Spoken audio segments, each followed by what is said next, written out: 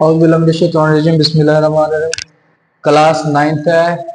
Question number 2 है, simplify करेंगे। Chapter number हमारे पास 1 है, 1.1 यानी एक्सरसाइज हमारे पास क्या है 1.2 है। उसका क्वेश्चन नंबर 2 है जिसको हम सिंपलीफाई करेंगे। ये एक क्वेश्चन रह गया था जिसको हमने करना है। ठीक है, सोल्यूशन लिखने के बाद हम क्या करेंगे, इस सवाल को हल करेंगे। ये हमारे पास क्या आ जाएगा 3n मल्टीप्लाई, ये हमारे पास क्या है 9 है। अगर हम 9 की फैक्टराइजेशन करते हैं तो वो 3 का क्या होता है स्क्वायर होता है। ये आ जाएगा 3 की 2, उसके बाद ये आ जाएगा n प्लस 1।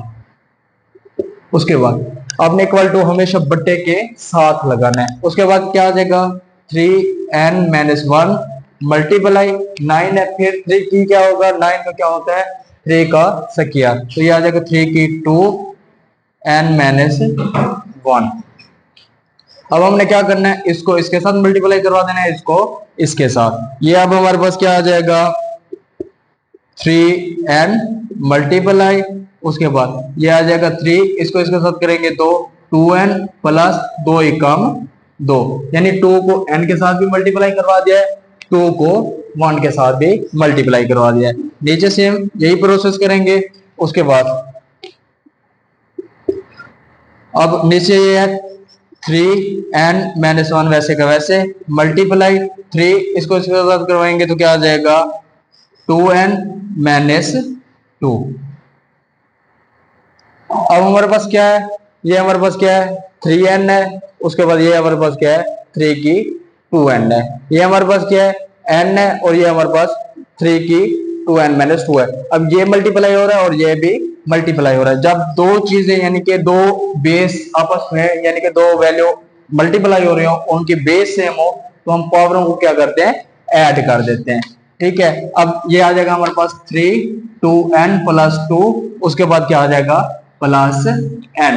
ठीक है, ये हमारे पास आ जाएगा। उसके बाद ये वाली वैल्यू है, इसकी करेंगे, ये आ जाएगा 3 2n माइनस 2 प्लस हमारे पास क्या आ जाएगा n माइनस 1। ठीक है, इक्वल टू, अब क्या करेंगे, ये 2n है और ये 1n है, 2 और 1 3 हो गया, यानी जिसका कुछ नहीं होता क्या होता है 1 होता है। ये आ जाएगा 3 की 2n, यानी 2n इसको साथ प्लस कर देंगे n को, ये प्लस n प्लस 2। ठीक है, एक स्टेप बढ़ा लेना है। उसके बाद क्या है इसका, ये आ जाएगा 3 की 2n, उसके बाद प्लस n, उसके बाद माइनस 2 माइनस 1। ठीक है, अब n ये 2n है और ये 1n है, 2 और 1 3, तो ये आ जाएगा 3 की 3n प्लस 2, इधर से ये आ जाएगा 3 की 3n माइनस 3।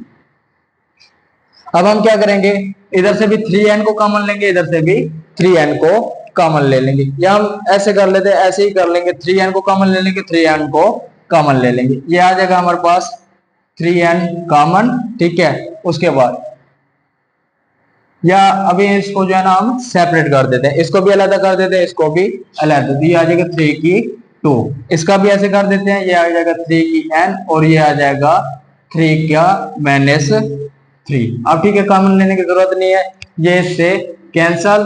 ठीक है, अब हमारे पास क्या आ जाएगा 3 की 2 ओवर 3 की माइनस 3। अब देखो डिवाइड हो रहा है और बेस क्या है सेम है, अब ये माइनस हो रहा है, ऊपर जाकर प्लस हो जाएगा, तो ये आ जाएगा हमारे पास 3 की 2 प्लस 3। उसके बाद हम इसको करेंगे तो ये हमारे पास आ जाएगा 3 की 5 is equal to 3 multiply 3 multiply 3 multiply 3। ठीक है, उसके बाद मल्टीप्लाई 3, 3 3 9, 3 3 9। ठीक है, उसके बाद 3 वैसे का वैसे मल्टीप्लाई 3। अब इसको इसके अंदर कर देते हैं, तो ये हमारे पास क्या आ जाएगा, ये इधर कर देते हैं,